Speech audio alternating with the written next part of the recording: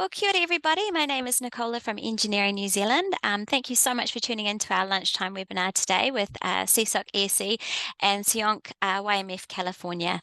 We'll just give it another minute for more attendees to hop on and then we'll get started.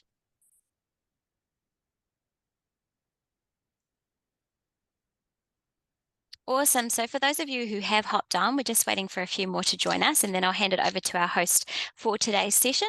But just to kick us off, a couple of housekeeping things. On the bottom of your screen, there is a Q&A button, and you can submit your questions here at any time during the presentations, and then we'll collate them at the very end to have a conversation with all of the speakers. Questions are open for you to all view, so we do encourage you to use the upvote function on any that are of particular interest. The webinar is also being recorded and will be shared in the near future. Great. Okay, so I see those numbers are climbing and we've hit time. So I'll now hand it over to Henry, our host today. Awesome. Thanks, Nicola. Hey, everyone. Welcome to Structural Engineering Across the Pacific Ocean 2024. I'm Henry Rowden. I'm a structural engineer at Becker in Auckland, New Zealand, and I'm the chair of SESOC Emerging Structural Engineers Group. Unfortunately, my camera's packed in today, so you're unable to see me. Today's webinar is a collaborative event between SESOC's Emerging Structural Engineers Group and the Structural Engineering Association of Northern California, aka SEAONC's Young Members Forum. Some of you may recognize the name of this event. This event was ran for the first time last year with great success, so we've thought about bringing it back again for another go this year. During the webinar, we'll run through some exciting rapid-fire presentations that focus on young engineers tackling complex projects on both sides of the Pacific Ocean in both New Zealand and Northern California. I'd also like to welcome my counterparts in Northern California, Megan and Lauren, who are the chairs of the SEAONC Young Members Forum. Yep. Hello, everyone. Thank you so much for joining our webinar today. We're really excited to get the opportunity to collaborate with SESOC again this year and are in for some great presentations. So stay tuned. Thanks, Henry. Thanks, Megan. So the way we're going to run this event is we'll have each of our speakers present and then we'll host a Q&A session at the end. Feel free to drop your questions into the chat throughout the presentations. First up, we have a speaker from SESOC. Chloe Leach is a structural engineer at WSP in Auckland, New Zealand. She was seconded to the City Rail Link project from 2021 to 2023. Chloe joined WSP as a graduate in 2020 and has been working in the Auckland structures team for 4 years. Chloe has experience in the structural design and detailing of new building projects and seismic assessments of existing structures, with a particular interest in major projects. Welcome, Chloe. Thanks, Henry. So hello, everyone. My name is Chloe Leach, and I'm a structural engineer working for WSP in the Auckland office. And today I'm going to be presenting on the City Rail Link project, specifically Te Wai Horotiu Station, where I spent just over 1.5 years as part of the design and construction phase services team. First, some background to the City Rail Link. CRL is the largest transport infrastructure project in New Zealand's history and is due to be completed at the end of 2025. When finished, it will connect Auckland's entire rail network with 3.45 kilometre twin tunnels between the redeveloped Waitemata Station at the north of Auckland CBD and Mongafo Station. The completed project will also include 2 new underground stations, Te Wai Horotiu and Karangahape Station. The completion of CRL will double the capacity of Auckland's rail network by 2035 with a predicted 54,000 passengers an hour at peak times. Here we have a map of Auckland City where the project is currently taking place. Hey, Chloe. Sorry, do you mind sharing your screen? Oh, is it not sharing? Don't. Oh.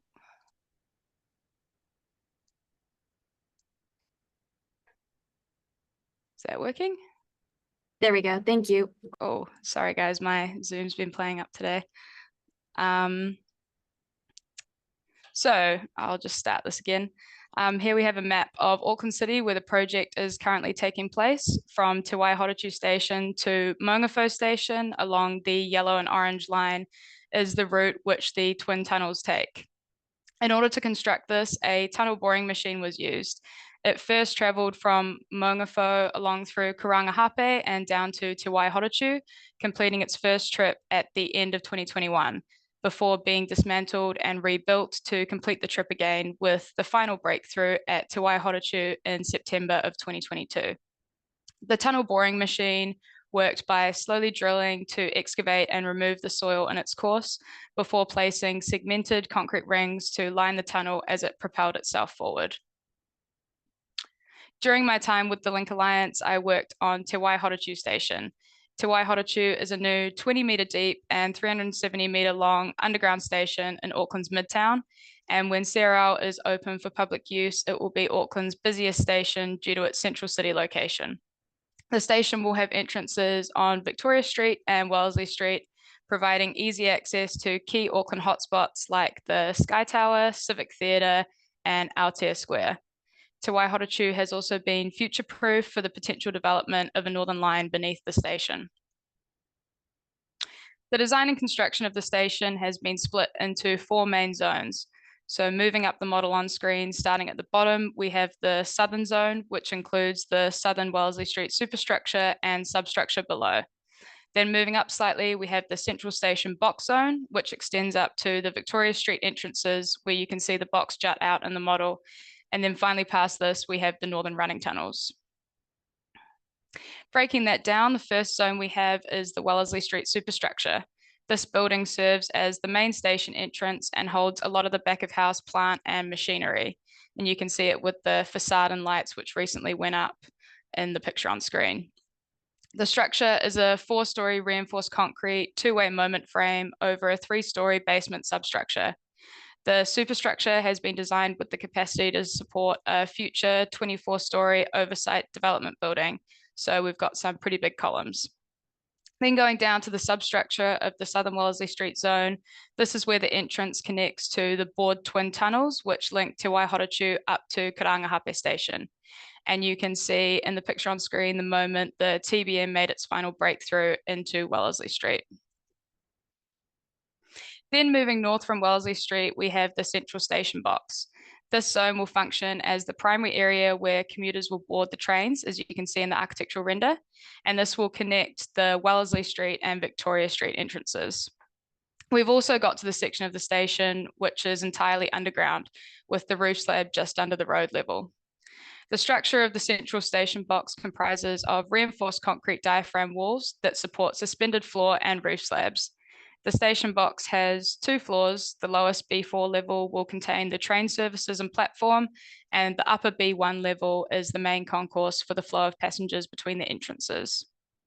The construction methodology for the main station box was top-down construction. This involves vertical excavation and installation of diaphragm walls into the soil before constructing and pouring the station box roof on top of the existing soil. The soil below the roof is then excavated out underneath until the required level of the next lowest slab is reached. The slab is then poured and the process continues. And you can see in the photo to the right, the last bit of soil being lifted out of a construction void in the roof before the B1 slab was poured. Moving further north, we have the Victoria Street zone. This is where we have the second set of entrances to the station, one to the east and one to the west. These will be the main pedestrian access points to the station and will lead passengers to the platform via the central zone's concourse level. The eastern entrance is essentially a concrete ramp structure, which flows directly onto the station's concourse, which you can see in that architectural render. And the western entrance consists of a small steel structure with escalators down to the concourse. The construction methodology for this zone was again top-down construction, and you can see in the photo to the right, excavators removing the soil from underneath the Victoria Street roof and taking it out of the future eastern entrance ramp. Also shown in this picture is one of the only 2 central plunge columns used in the station. Essentially, the plunge columns are hollow steel columns with shear studs on the exterior, which are driven into the ground at the same time the diaphragm walls are installed. They're filled with concrete during the roof construction and excavated around. After the soil is removed, the concrete cages are placed around the column and an exterior is poured. Finally, the last zone is the northern running tunnels, which connect Te Wai Horotiu Station to the previously completed cut and cover tunnels running beneath Lower Albert Street and down to Waitemata Station. This section of the station was constructed using a different construction methodology known as cut and cover. And this was due to the really tight constraints in this area, meaning that the plant used to excavate for the diaphragm walls couldn't physically fit. And this is also why we have reinforced concrete pile walls supporting the structure, as you can see in the picture on the left. The cut and cover construction methodology consists of pouring the piles into the ground, then excavating right down to the underside of the B4 base slab before continuing the rest of the construction in a more traditional bottom-up manner by first pouring the base slab, then constructing the tunnel walls, and finally the tunnel box roof. In order to keep the structure stable during construction, due to the large depth of excavation, temporary steel struts were used to prop concrete whalers connected to the piles up, as you can see in both of the photos on screen at different stages of the project. These were incrementally removed as the soil was reinstated following construction of the tunnel roof slabs. Working in the CPS team at Te Wai Horotiu Station provided me with first-hand experience in taking designs from plans to reality. Supporting the construction process on site gave me a practical understanding of how our projects are built. Since moving on from CRL and working on other types of structures, I consistently draw on my on-site experiences to make sure my designs are constructible. The City Rail Link showcases innovative engineering and a collaborative effort reshaping our transport infrastructure and delivering massive value to Auckland. It was a wonderful experience to be part of the team bringing it to life, and I can't wait to see the positive impact it will have on our community. Thanks, everyone. Awesome. Thanks, Chloe. Next up, we have Rahul Sharma from SEAONC in Northern California. Rahul works at the intersection of analysis and design for both new and existing buildings. He is passionate about developing complex problem-solving skills and generally takes on challenging projects. Rahul also gets involved in several standard committees such as ASCE 7, Seismic Subcommittee, the Building Seismic Safety Council's Provision Update Committee, and the SEAONC and SEOC Seismology Committee. Welcome, Rahul. Yeah, thanks. Just want to quickly confirm that you can see my screen. Yes. Okay, perfect. Well, thanks. I'm glad to be presenting at this event and going up second. I'm going to be presenting on the Tico Sanchez Magnetic Shield Lab, which is a project that I was able to work on. As mentioned before, my name is Rahul Sharma, and I work at Hobak Lewin.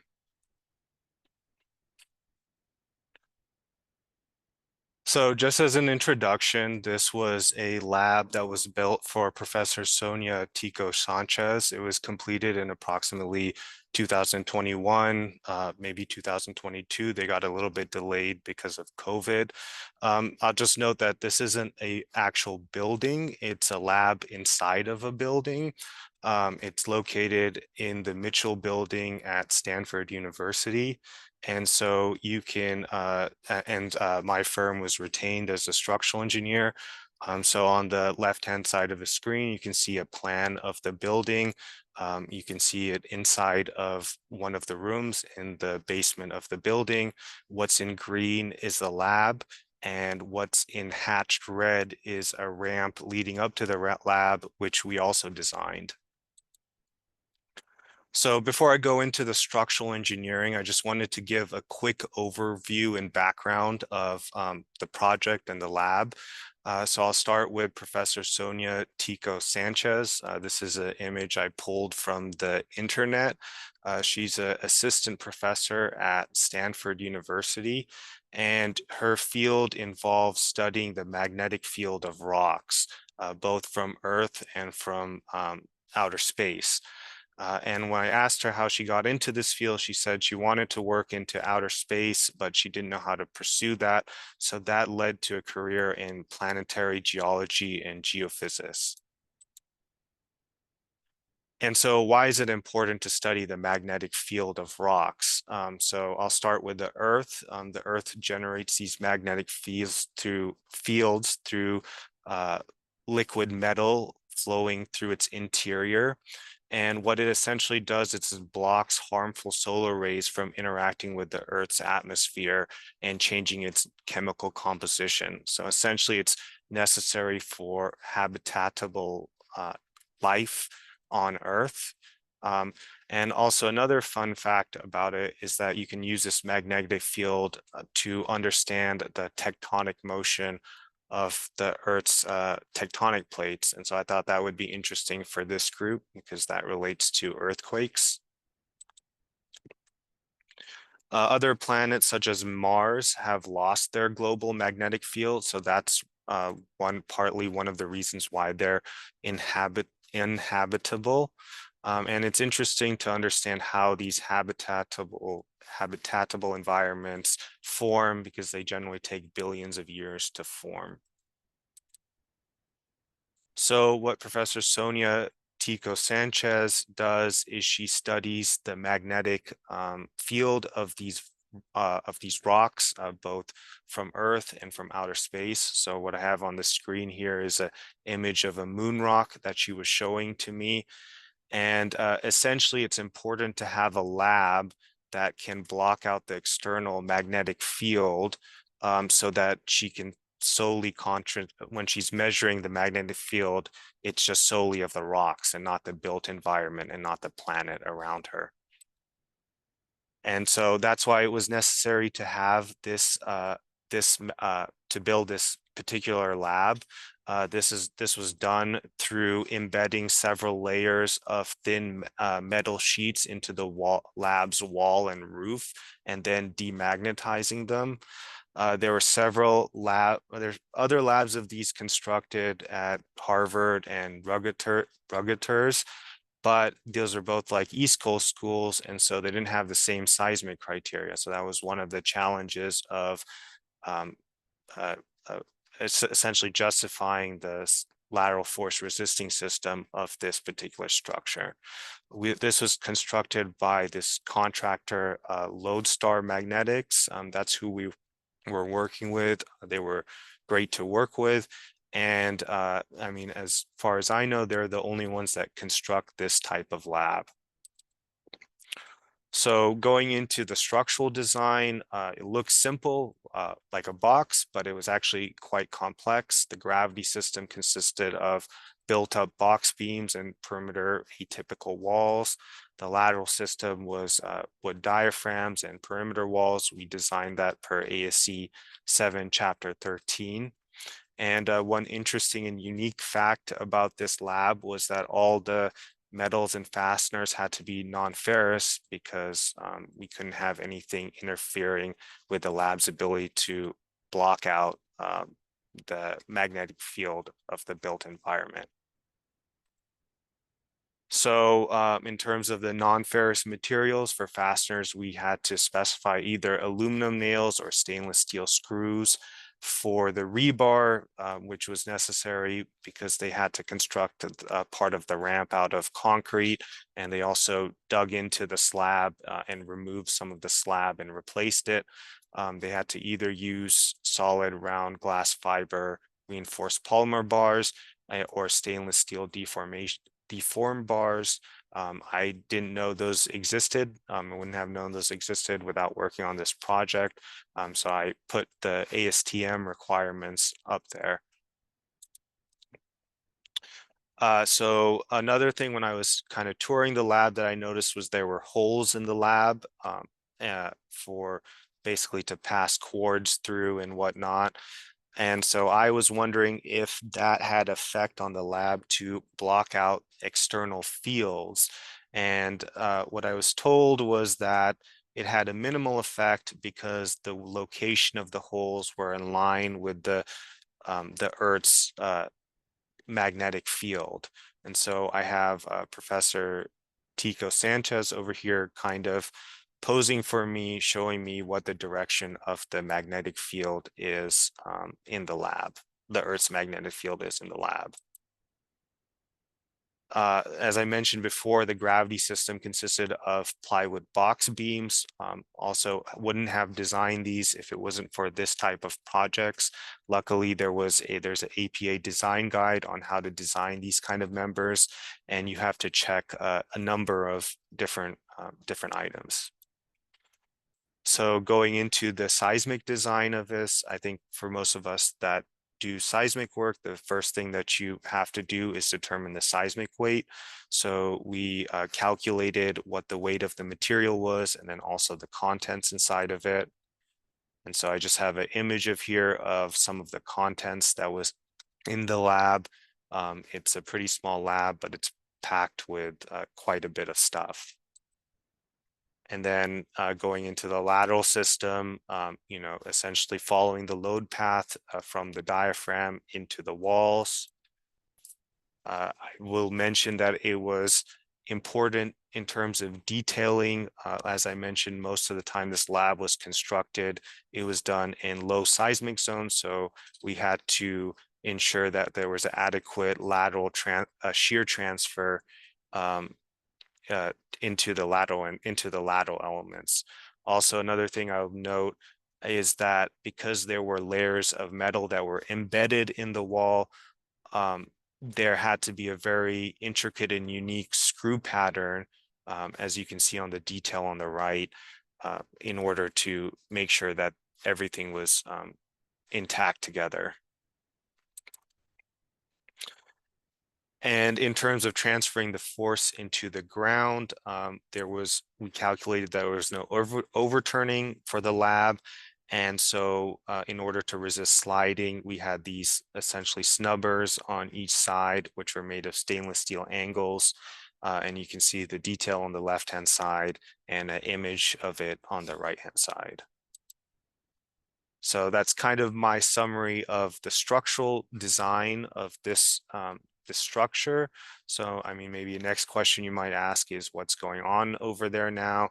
So Professor Tico Sanchez, she has a student that's studying a lunar meteoroid, which is a moon rock which broke off the moon and landed on Earth. And she's trying to understand how its impact history affects its magnetization. So that's the end of my presentation. I wasn't able to make it down there during construction, but Professor Tico Sanchez was really grateful, really helpful, and she gave me a tour and answered any of the questions I had after the lab was built. So this is an image, a selfie of me and her in front of the lab. Yep. And Awesome. That's it. Yeah. Thanks, Rahul. Next up, we have Jack Southey. Jack Southey is a structural engineer at Becker in Auckland, New Zealand. After graduating from the University of Auckland in 2021, Jack has been involved through the construction monitoring of several different existing building retrofits and redevelopments. Welcome, Jack. Awesome. Hey, thanks, Henry. Hello to everyone online. Yeah, as Henry said, my name's Jack. I'm a structural engineer at Becker, working in our Tamaki Makaurau Auckland office. And for the past 20 months or so, I've been fortunate enough to work on one of the University of Auckland's heritage buildings called Aotearoa Hall. So I'll start with a bit of a look through on the history of this building, mostly because I'm really passionate about it, but also because I think it provides some useful context as to why what we did was beneficial. Before talking through the dilemma of existing as-draws and existing as-builts and the sort of troubles that you get with existing buildings, before finally talking about some of the reality capture and information management techniques that we use. So kicking off with the history of Aotearoa Hall. So for those that are unfamiliar with Auckland, the Sky Tower is just out of view and sort of like the top left over there. But this is essentially the city campus for the University of Auckland. The Heritage Precinct is that on the top right-hand side. So Old Government House is where government was in between being in Korerakia and Wellington, where it is now for a couple of years. It's an area of fairly high significance, and that's where this building is situated. So the building had a bit of a rocky start, to say the least. So it was first built in 1868, which for New Zealand context is relatively old, but then it was burnt down in an arson shortly afterwards. So as you do, they built a second one. Unfortunately, they didn't learn from the first one, and they built it from timber again, and it was burnt down in arson yet again by allegedly the same person before we landed on what is mostly the building that is there today, the 1872 hall.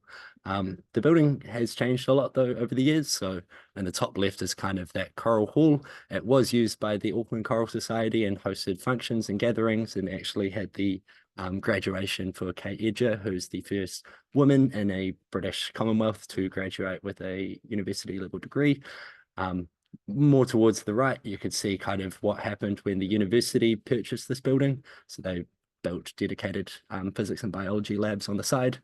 And in the bottom right was what happened shortly after the 1930s Hawke's Bay Napier earthquakes in New Zealand.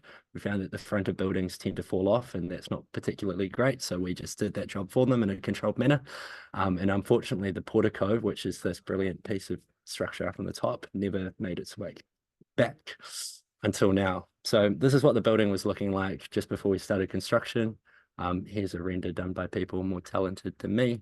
And this is sort of what we're ending on. So behind those walls is obviously a lot more happening, but on the outside, we're restoring the portico, which is a fantastic accomplishment in heritage restoration, not just conservation, and a pretty cool job to be a part of. But as you could sort of get a feel for from the photos beforehand, the building's pretty bitsy. And I think that's most aptly summarized by a seismic assessment which was done in the 1970s. And with this line that reads, "Such a catalogue of shortcomings would seem to imply that the building has nothing wrong with it that a well-driven bulldozer could not rectify." That statement probably could apply to a lot of existing buildings out there, but unfortunately this one has heritage protections, or fortunately, I guess. So getting onto the dilemma of existing as drawn and as built, really what I'm talking about here is site validation. And without dumbing it down too much, when we're drawing an existing structure, we're concerned about sort of where it is, what it is, and how intact it is. And finding out all those things all takes time. During design, it's quite hard to get access to buildings, be it there's operational restrictions because the building needs to be accessible. There might be asbestos, or there probably is asbestos. And so there's only so much that you can de-risk on the design side of things. So we end up with, and I'm not saying that this is the silver bullet, but it is a contractor to confirm on site or a design team to confirm on site responsibility. To give some examples of those, anyone that's worked on existing buildings will know that the foundations are always higher than you want them by like a lot. An example of that is, as you can see here, we thought our brick foundations were quite a bit lower. Turns out that they're generally just put on the ground. So there's a fair amount of relitigation of design involved in that. Floors seem to have all sorts of things underneath them. So in this case, once we demolished our existing concrete and timber floor, we found a well underneath it, which is not really something that you have on your bingo card, but fortunately, we're in the process of being able to celebrate that structure in a pretty cool way. So a blessing and a curse. But there's also smaller scale things. There's things like where we've got carbon fiber, so we're using a lot of FRP to strengthen our concrete diaphragms. We've then found that that's sometimes in the way of our strands or columns that are just smaller than we want them to be, things that are kind of bitsy and hard to track. This one I've also just thrown in there, another condition thing. Piles back in the 1870s were a little bit different to how we'd have them now. So a lot of things that are all over the place, which is where I lead into with this reality capture and information management piece. So reality capture, when we're talking about that, is anything from sort of taking photos on your phones through to taking a big old 3D model of a building, which is actually what we ended up doing in this instance. So it's not a typical one. Here's a section that was cut through. It's not a cadastral survey in the survey sense where you'd actually build off this. This was me walking around with a Leica BLK scanner, which we have access to here at Becker, and I'm doing my best to try and build a model. As you can see, just looking through this section, immediately it makes it a whole lot nicer to be able to see where our levels are and to see what's sitting on top of the other. There's some other nice renders here, sort of showing what that looks like and being able to digest the structure in a much more palatable format, which is cool. The other thing is we can do successive scans. So in this case, you're seeing this lovely bit of entablature, it's called, which we didn't expect to be there on the side, which is always fun. So we ended up adding some steel work, or not adding, we had to rearrange the steel work to be sympathetic towards that. So it's cool to see how that progresses. Now looking at, information management. So information management is really just the way that we communicate information, and it's anything that's as basic as drawings, which obviously have come a long way over the past 100 years, through to folder structures, which seem to, over the past few years, not gone that far, other than now being a bit cloud-based. So how do we combine the two of them? Well, really, to get the most out of something like a point cloud scan, it does need to be in a format that's actually shareable and accessible. And the same with drawings and things like that. So one thing that we found was really beneficial for us on site was leveraging cloud-based drawings. So we've been using Autodesk Construction Cloud Build, which then we can essentially have a live view of the drawings with hyperlinks to our cans and photos and bits and pieces on it, which has proved incredibly beneficial. We can also then put the scans that I was talking about on this platform. Generally 3D scans and bits and pieces like that have monstrous file types, and you need 5 different programs to be able to open and process them. Being able to have it on a web-based platform and sharing that not just with us, but with the architects and with the contractors has really helped to expedite some of the back and forth that's otherwise required with reassessing designs when we find that the existing structure isn't as we want. And then another element of that is, I guess, augmenting structures onto reality. So that's another step beyond that, where we've found that taking shop drawings and putting them into the real space makes it a lot easier to, and it's not a perfect science by any stretch, but it allows us to kind of de-risk a little bit further where we may or may not see clashes. So the big lessons there really, I guess, are that no amount of intrusive investigation will eliminate the risk of unknowns. You can do your best, but by the time you're digging up foundations and all the rest of it, there will be discoveries on site. So to go about that, having a shared platform for accessing and collaborating on your drawings, your documentation, and your models and the likes thereof is really critical when you're sort of on site, and time is a bit more important than what it might be when you're back in the design office. And I would encourage you all to look at different ways of recording site observations, of engaging with reality capture. It's not just normal photos, 360 photos, videos, photogrammetry, and LiDAR scans have all been really valuable for us. And then the big value out of all of that is that essentially we can just coordinate between us and the contractors, and it breaks down a lot of the communication that otherwise, would potentially fail if we're not working off the same drawings and looking at the same models. So yeah, that's it from me. I'll hand it back to Henry. Awesome, Jack. Thanks for that. Good presentation. Next up, we have Morgan McBain from Northern California. Morgan McBain is a graduate student at Stanford University, pursuing a PhD in structural engineering with a focus on sustainable and resilient structural design. Morgan is working under Barbara Simpson and intends to focus her research on design and optimization of mass timber rocking wall lateral systems for both sustainability and functional recovery criteria. This research will provide a meaningful roadmap for practicing engineers to optimize structural designs for both minimal environmental impact and community resilience objectives. Welcome, Morgan. Thank you, Henry. Like Henry said, I'm Morgan McBain. I'm a graduate student at Stanford working with Barbara Simpson, and I'm going to talk to you all today about shake table testing of a 6-story mass timber rocking wall building that we completed in San Diego this past fall.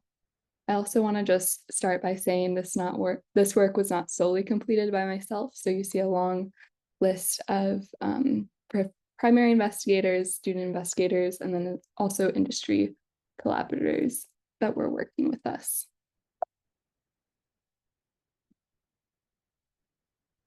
So this work is part of a broader Nahiri Converging Design Test Program. I have the QR code linked here if you want to look at our website a bit more, but the program overall has focused on testing resilient lateral systems for mass timber structures.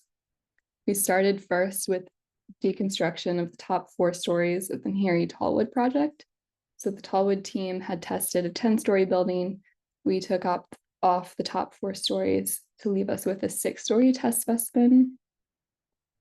We then first tested mass timber rocking walls with U-shaped flexural plates as energy dissipators, swapped out the lateral system for our second phase of testing, looking at mass timber rocking walls with buckling restrained boundary elements, which are the same as buckling restrained braces, just placed vertically in this case, using those as energy dissipators. And then that's what my work has focused on and what I'll be talking about today. And then our third phase of testing worked on looking at a resilient steel frame, which was developed by Simpson Strong-Tie. So now I want to break down what is this mass timber rocking wall. We start with a mass ply panel, which is a mass timber product consisting of layers of plywood laminated together. And that wall is designed to remain elastic up to the highest considered levels of shaking. And that elastic, stiff wall distributes drifts more uniformly along the height of the building. It spans the whole height of the structure. But that even distribution of drift does come with near elastic higher mode effects that can be induced. We then add post-tensioning rods, which also span the full height of the building, also designed to remain elastic at the highest levels of shaking. And those are in place to limit the post-earthquake residual drifts. They recenter the structure after shaking.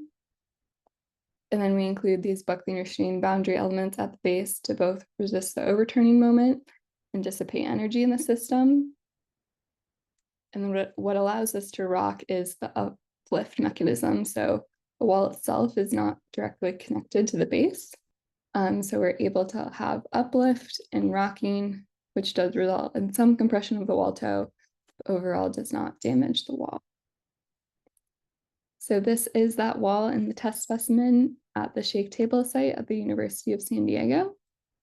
And if we look at the base of the wall again, you can see the post-tensioning rods that run all the way up the height of the building, as well as the BRBs. And with this test, we really wanted to focus on these key performance properties, which were the limitation of the post-earthquake residual drifts, a near uniform story drift distribution, and any near elastic higher mode effects that might be induced. So to target those items, we conducted a test program where we ran 23 tests. They ranged from 0.1 to 1.1 NCER intensity for a hypothetical Seattle site. And we chose Northridge, Niigata, Ferndale, and Maule records to be representative of 3 different source types: crustal, interslab, and interface. And then you can see on this plot on the right that we scaled them to match the design NCER response spectra, especially focusing on matching the first mode period and the second and third higher mode periods as well. And this video shows one of those 23 tests. It won't let the whole thing play, but just so you get an idea of what we're looking at, this is a 100% MCE intensity for the Northridge ground motion. So you'll see as it starts, the shake table at the base of the building is moving. And then we start to see the uplift of the rocking wall in the somewhat linear displacement profile that we're looking for.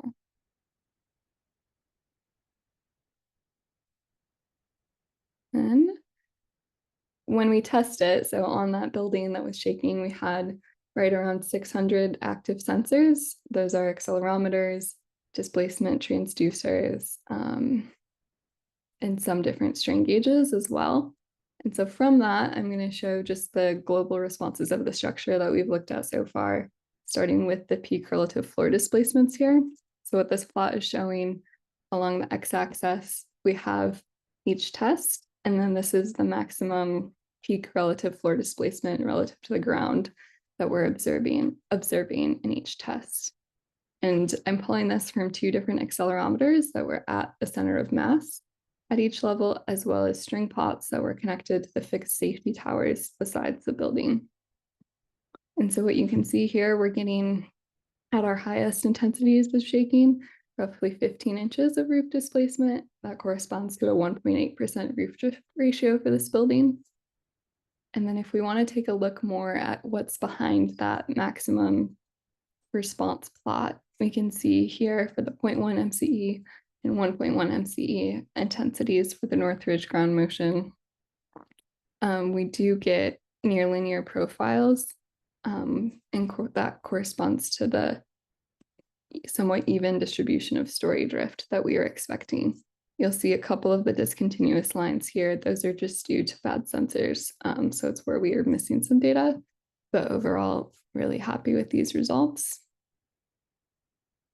And then for the accelerations that we observed, again, pulling from those two different accelerometers at the center of mass at each level, we got maximum peak absolute accelerations around 1.25 to 1.5 G at the MCE level. And then I will zoom in on the 1.1 MCE Northridge response in this next slide. And what you can see here is we do see some of the higher mode contributions.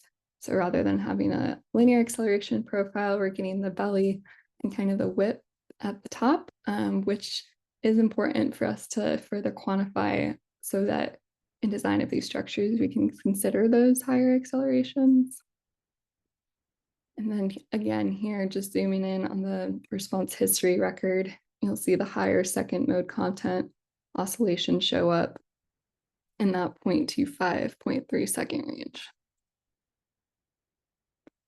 In addition to the sensor measurements, we were conducting damage observations throughout the testing program, especially after large shakes. And what we saw was that permanent damage in the structural system was limited to deformation in the BRBs, which was what we expected. So we get about a 1/2 inch of permanent elongation at the end of testing, but the rest of the structural system wasn't damaged, remained fully intact, which is good. When we're thinking about functional recovery after events, it would be pretty easy to reoccupy quickly. So with that, I just want to look at a couple key conclusions.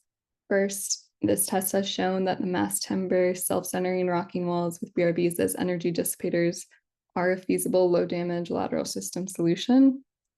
We saw near linear floor displacement distributions, which were paired with the near elastic higher mode effects. But overall, the structural damage was limited to the permanent deformation in the BRBs, and the structure was able to self-center with the PUT rods resisting any yielding. So with that, I thank you for your time, and also want to thank here a lot of our sponsors. Like I said, this was the work of many academic institutions, as well as industry collaborators coming together. So a big thank you to our sponsors and all of those involved. Awesome. Thanks, Morgan. Now, last but not least, we have Kane Stratford from Christchurch, New Zealand.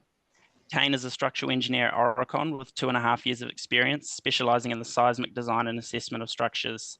He graduated from the University of Canterbury in 2023 with a PhD in earthquake engineering, where his research focused on the application of non-metallic reinforcement materials and concrete bridge piers as an alternative to conventional steel. During his time at Auckland, Kane has been involved in the structural design and seismic assessment of several mid-rise buildings throughout New Zealand. Welcome, Kane. Awesome. Thank you for the introduction, Henry. Can I just confirm my slides and audio are good to go? Yep, looks good. Perfect. So as Henry mentioned, my name is Kane and I'm a structural engineer for Auckland. And today I'm going to be giving a brief overview of Tupuarangi, which is a pretty exciting project that we've been working on here at Auckland over the last 8 months or so. So this facility is a 7 to 8 story student accommodation building that when completed will host over 280 beds for the University of Canterbury in Christchurch, New Zealand. So the project is being led by South Base Construction in a design and build contract and has a target opening date of January 2026 for the intake of students in that academic year. Just to note, this building is currently in the detailed design phase, so I don't have the beautiful pictures that you've seen in previous presentations, but I will try and make the most out of 3D models and renders to keep things interesting as I take you through an overview of the project. So the University of Canterbury's main campus is situated in the Christchurch suburb of Ilam. And for those who are international listeners, I've provided a small map on the bottom right just to show where we are in context of New Zealand. So the university has experienced a significant rise in demand for on-site student accommodation in recent years. So to meet these growing demands and future-proof the campus for further growth, they've been focusing their efforts on development of new building stock that can supplement their existing accommodation halls. So the proposed site for Tupuarangi is located a short 10-minute walk from the main campus and is bordered on the north and east by the heritage boundary of Island Gardens. So it's a pretty quiet and peaceful setting for accommodation. Directly to the west of the site is a 5-storey Tupuanuku Hall of Residence that was recently constructed in 2020, of which Auckland were also the structural designers. So the building configuration consists of 3 seismically separate structures, including a west tower, which is 8 stories tall and fairly regular in shape, an east tower, which is 7 stories tall and characterized by a 17-degree kink in plan, and connecting the 2 towers is a 7-story central link building. So overall, the facility will be able to cater for a total of 283 students throughout the academic year, of which 270 of these are typical bedrooms and the remaining 13 are accessible bedrooms which are spread throughout the building. A rather unique aspect of this facility is that each student gets their own ensuite bathroom, which come in the form of pods that are prefabricated and then lifted into the structure. In terms of functionality, the ground floor of the West Tower is the primary open plan area of the building, with a kitchen, a dining and social space, and several shared student areas, while the ground floor of the Eastern Tower is primarily used for bedrooms and a study area in the single-story extension. As we go up to typical floors, the building use is dominated by bedrooms, except for a shared lounge space on each floor of the central link. The facade system is generally a lightweight curtain wall, however the central link does have some areas of timber infill rain screening. And we do have 2 enclosed plant rooms that are located on the roof of the towers that house air handling units. Now looking at the structure itself, the gravity system is consistent throughout all 3 of the buildings and consists of structural steel framing supporting precast flat slab flooring units with the cast in situ topping slab. So this type of flooring system was selected for its inherent fire resistance, acoustic performance and vibration properties, as well as being easy to erect. 2 unique aspects of the gravity system are a 2.5 metre cantilever portion of the structure on the southern end of the West Tower, and we also have a few fairly significant transfer beams at the first suspended floor of the West Tower, which were introduced to reduce the number of ground floor columns and create an open plan feel that the architect required. The lateral load resisting system for the building is a combination of D-braced eccentrically braced frames, or EBFs, and steel moment resisting frames. These systems were designed just using an equivalent static approach. However, the response was further verified using a response spectrum analysis and in some cases a nonlinear pushover analysis. So both the west and east towers utilize EBFs in the transverse or short direction, which have been configured as regular as possible throughout the length of the towers, while still satisfying architectural constraints. In the longitudinal direction, symmetric moment resisting frames have been used, which I've only shown on one side of each tower here for clarity. To minimize the effects of bidirectional overstrength demands on the corner columns, MRF beams have been pinned out, or a pin connection used where they connect to columns of orthogonal EBFs, resulting in significant savings in both column section requirements and demands on the piles. And finally, the smaller central link building, which is rectangular and very regular, utilizes one-way moment resisting frames in each orthogonal direction. And a similar approach has been used for pinning out MRF beams where they connect to the minor axis of shared corner columns. The primary columns are made continuous at roof level of all buildings and cantilever to support the lightweight roof structure and plant rooms, while the plant rooms themselves rely on a combination of moment frames and bracing systems to resist lateral load. Now, the buildings are founded on a grillage of reinforced concrete ground beams on unimproved ground and around 96 screw piles that extend up to 23 metres to the underlying Riccarton gravels.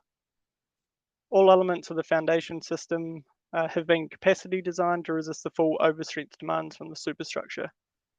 The screw piles do support significant compression and uplift demands in the east-west direction, as the building height to width ratio is relatively large, and they also do help control building settlements under serviceability loads. So beneath the debraced EBFs, larger ground beams are used to distribute the big push-pull demands from internal columns out to the grouped piles at each end of the ground beam. This has the benefit of providing a larger lever arm to control building deflections and also utilises the piles in a more efficient manner. So the ground floor slab is tied into the supporting ground beams to act as a diaphragm between brace bays in the east-west direction, and is also designed as a two-way suspended slab between screw piles in the event of settlement during liquefaction. And finally, the base shear takeout is achieved through a combination of shear in the screw piles and passive earth pressure on the face of the ground beams. As we come to the end of the presentation, I'd like to briefly acknowledge the other members of the design and build team. The University of Canterbury and Cedar Pacific as the ultimate and end client, respectively. South Base is the general contractor, and Jasmax as the architects. Here at Oricon, we've been undertaking the structural, civil, and seismic restraint design. And lastly, NGO, GHD, and Pal Fenwick as the design consultants for geotech, fire, and building services. And lastly, just a thank you to all of my colleagues here at Oricon, who names are too many to list, that have been working on the delivery of Tupuarangi so far. Thank you. Awesome. Thanks, Kane. I guess now we'll move into Q&A. If I could ask all the presenters to turn their screens back on.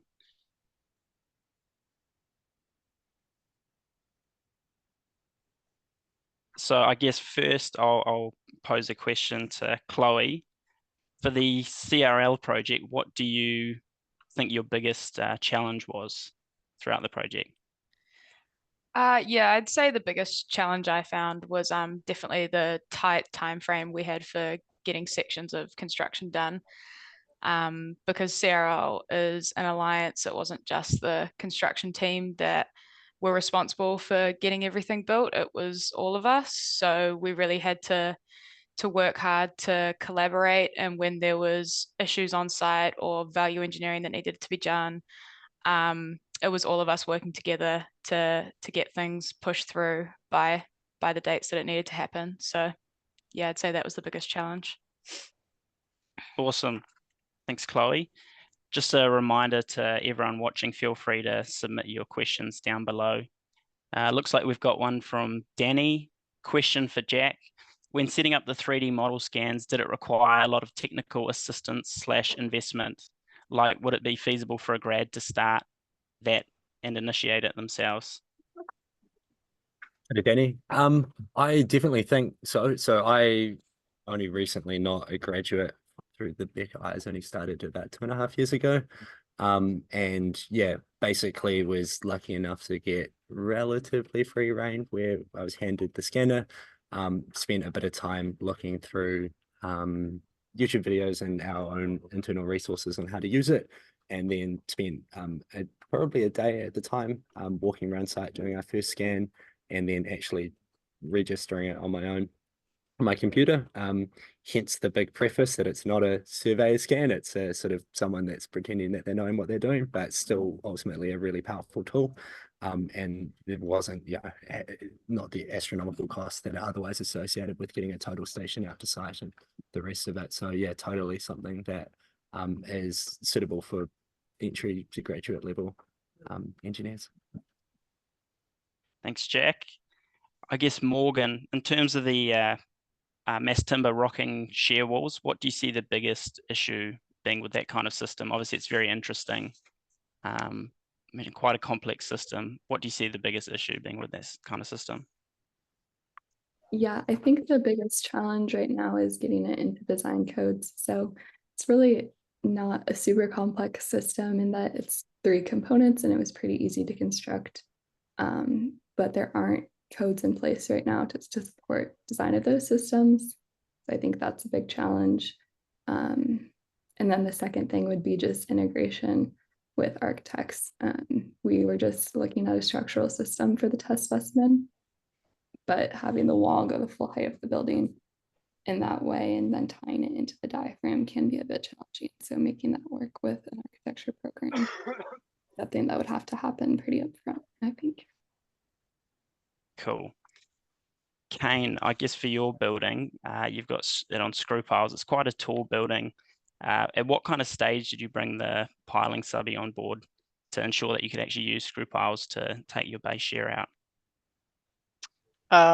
Yeah, so we were pretty lucky in this project that we had Tupua Nuku, which is the student accommodation building directly next door that used a similar system as well, similar foundation system. So we had kind of that up our sleeve from the start. But Revex, who are pile designers, were brought on as early as the end of preliminary design is when we started giving them our pile loads for design. So been working on a pretty tight time frame for this project, and there has been a lot of pretty early coordination to get things over the line here. Cool, thanks, Kane.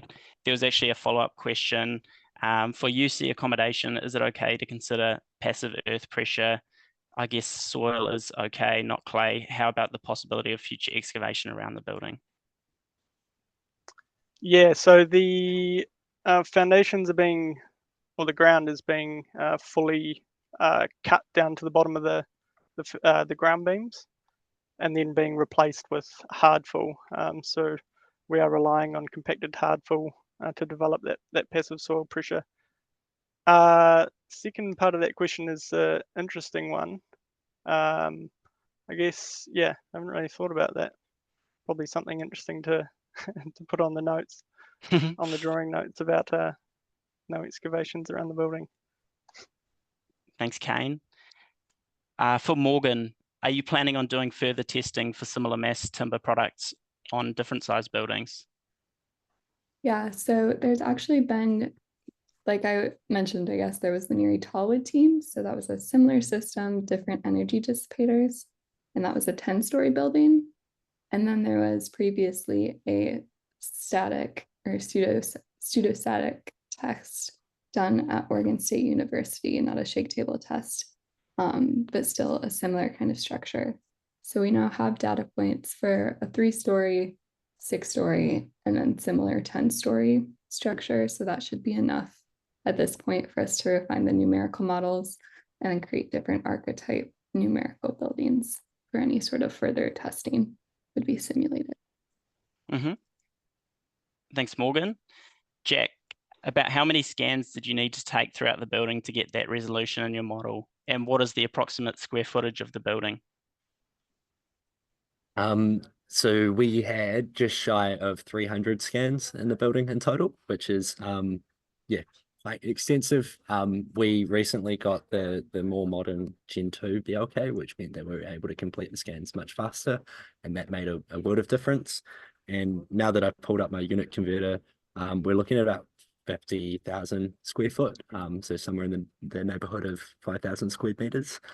So not a massive building. It's only about 2 stories. There's some mezzanine levels that could qualify as 3. So not a massive footprint, but yeah. Cool. Thanks, Jack. We're getting close to 1 p.m. here in New Zealand, so I think I'll call it there. Thanks for attending, everyone. Thanks to the presenters. Hope you enjoyed. We'd love to conduct more of these types of presentations in the future. So if you're interested in being a future presenter or being involved somehow, please email us at ese-chair@sesoc.org.nz. I'll put that in the chat, and also if you search up SESOC Emerging Structural Engineers on Google, click on the first link, you'll be able to find a link to the email. Thanks for that, guys. Appreciate it.